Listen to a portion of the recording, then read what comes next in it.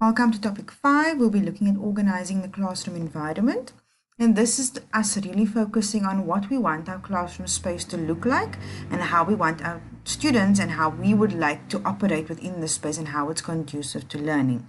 So I have also included examples that will help you with your assignment, as well as closer to the end, I'll explain to you exactly what I'm expecting to see in your assignments.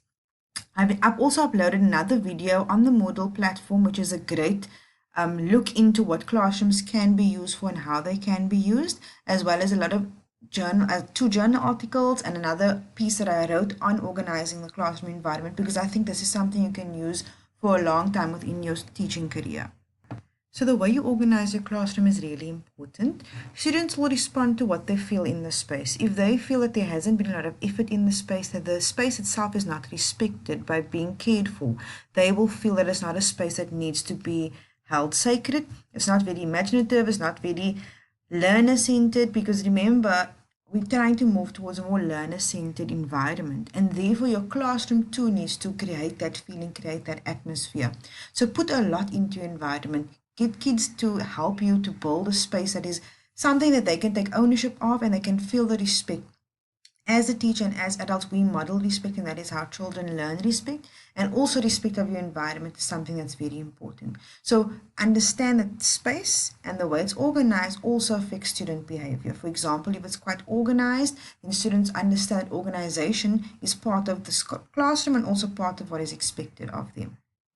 As I said in the previous slide, the physical arrangement of a classroom can have an effect on pupils. On pupils, it's very important.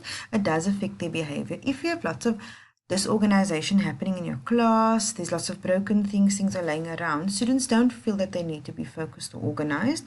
Also, it will waste a lot of time for them to get things in order, to pick up things, for you to pick up things, and therefore the learning is then put a step behind. And you're focusing more on organizing your space or finding things and actually the teaching process. So create a good atmosphere for your learner, create boundaries and safety within the space. We know, for example, that is our reading corner, the books go there, the books have to be neatly placed, and that really creates safety as well as boundaries. Remember, we need to build external boundaries in order for children to develop internal boundaries and internal discipline. So that is why we always try to have a space that is organized and exactly as it's supposed to be. So this is a quote I found from the Handbook for Qualities of Effective Teaching. It's a very good book, or sorry, Effective Teachers. It's a good book, it's very interesting. And it also talks about the physical environment and the way that effective teachers organize their physical environment. So we'll be looking at the components of the classroom environment, and we're going to look at this from 3 points: the physical component, the social component, and the educational teaching component. So the physical component really incorporates the classroom space, the furniture, and the teaching aids. And the social is more about the relationships in the environment. So this aspect of the environment is created by mutual interaction between pupils and between pupils and yourself. So it's peer to peer and teacher to student as well. And the educational or teaching component incorporates things such as the content and aims of your course, as well as the way in which teaching and learning situations are arranged and how they take place. So these are the different components that you need to consider in your classroom environment. So as a teacher, you should utilize the following aspects of the classroom environment. You should utilize the fixed assets, and those are the classroom buildings, the walls, the boards, the building cupboards. Obviously, we need that for storage purposes, for putting things on the wall, and obviously for protection in terms of the classroom building. Then the movable assets, these are things like the desks and the cupboards, tables and shelves, and these things help you to create the environment by creating groups or creating circles or desks lined up to the front. Those help you to create a environment that is easy to move between or navigate, or difficult to navigate depending on you. And then of course the teaching aids like pictures and other apparatus and stocks and things, textbooks, exercise books, and all of those things, and these help you to reach the aims of the lesson, and it helps you to connect with your students in a real and meaningful way. So most of this is self-explanatory, but I do want to make a few points. You need to be aware of your learners and their needs. So for example, if you have a learner that is in a wheelchair. Make sure that it's easy for them to navigate the space. Make sure that there's space for their wheelchair. Make sure that they are able to access everything that they'll be needing to access. The same if a child has a hearing or sight problem, which really affects the way that they will be able to engage in the classroom. Make sure that they put in a place where it's easy for them to see what's happening in the classroom, that they can easily hear. Always check in with them to make sure that they are able to follow what's going on, because hearing has been shown to be a great have a great impact on the way students learn, and also it helps their learning quite a bit. So they might be 2 grades behind sometimes because teachers don't understand how difficult it is for them to hear. And just a point here, if you ever think that a child may have a hearing challenge, please speak to their parents as early as possible, because it can be dealt with in an easy manner. The same goes with eyesight, because if you don't, difficulties in hearing, for example, can affect language development, it can affect balance, it can affect the way they respond to other learners, it also affects their self-esteem, peer-to-peer interaction. So hearing and sight is very important things to be tested for learners, and as early as possible as well. These are just some quotes by some teachers on seating arrangements and the way that they feel that it has an importance in the classroom space. Think about what your thoughts are around seating arrangements. Speak to teachers that you know, what do they feel are the importance of seating arrangements, and how have they found various arrangements to work for them. So I've provided a few examples of what seating arrangements can be used for and how they make a difference in the classroom. For example, horizontal rows, which is something that is more traditional, is very useful for independent work. Things like focusing on the educator, so it's quite teacher-centered as opposed to learner-centered. Then you have the cluster of 4 or 6, whatever the case is, that's good for group work and individual work. So it depends on what you want to do in your classroom. It doesn't have to be stagnant. It doesn't always have to be the same. One week you may have your desk in one way and you can change it the next week, or alternatively you change your desk according to what you're doing that day. If today is a class on very interactive kind of processes and work, you can have a cluster arrangement. If you want to do a more teacher kind of lesson with that you need to do a little bit more lecturing, you can have a horseshoe or front facing desk and horizontal rows, so it's more teacher centered.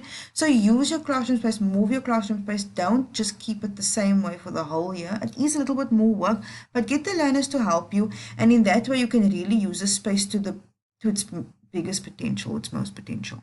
So this is going to help you in your assignment. I'm giving you some ideas of seating arrangements and classroom layouts. They all have different benefits. They all have pros and cons, but it depends on you as a teacher to really understand what works best for you. For me, the library space is always important. Books, reading, words are so important.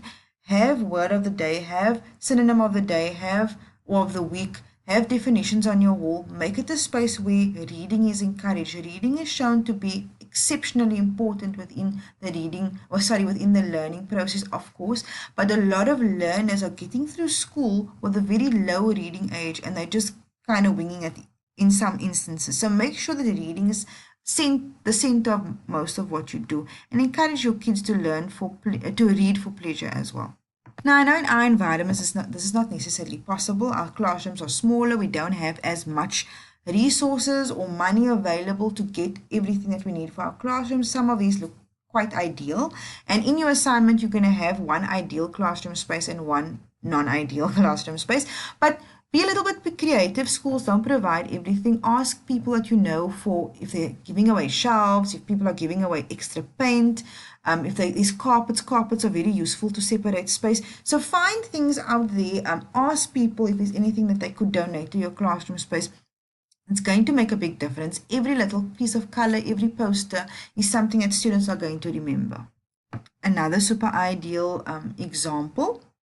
As you can see, it's quite small classrooms, so these don't always work for us. But remember to have things like plants in your classrooms. It helps students to care about a living organism. It also helps to bring in some color into the space.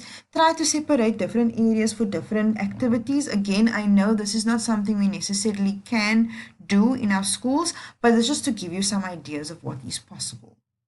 Yeah, you can see carpets are used to separate the space. Even use the windows. You could use color cellophane on some window panes to bring in color, bring in different textures on the walls, bring in things that they can touch and quite tactile things. Tactile things are very important, especially in the lower grades. Things that they can touch, that they can smell, that they can see. It helps to boost their development and helps them to understand that everything is different, and also just exciting for them to touch things that are different as well.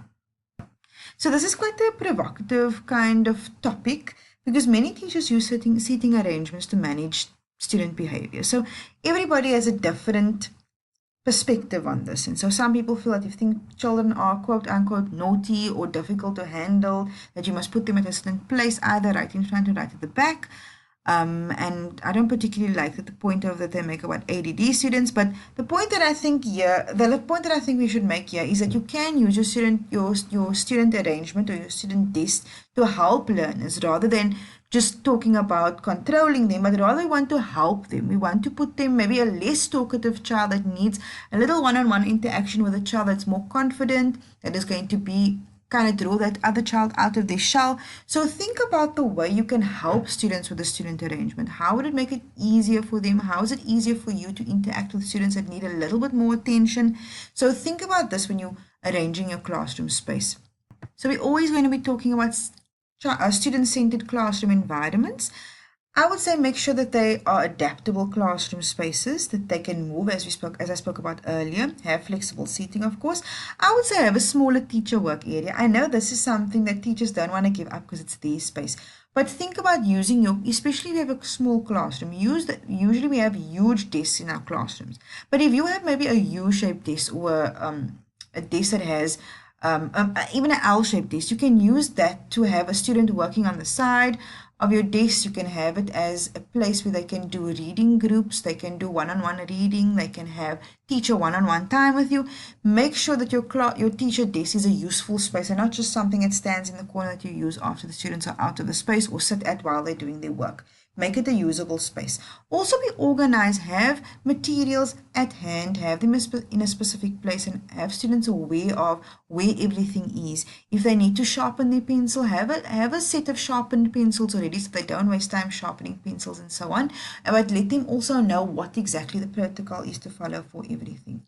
Use technology in your classroom. We are in the technological age or technology age, so encourage students to use technology and you use it too because it helps them in the rest of their learning journey. It's not something that they're not going to use in future. And also, as I said earlier, have a literally rich environment. Use words, use reading, create a fantasy world for them in the world of books so that they feel that books is something that is exciting, reading is something that is exciting, and it's not something that they have to do, but it's something that they want to do.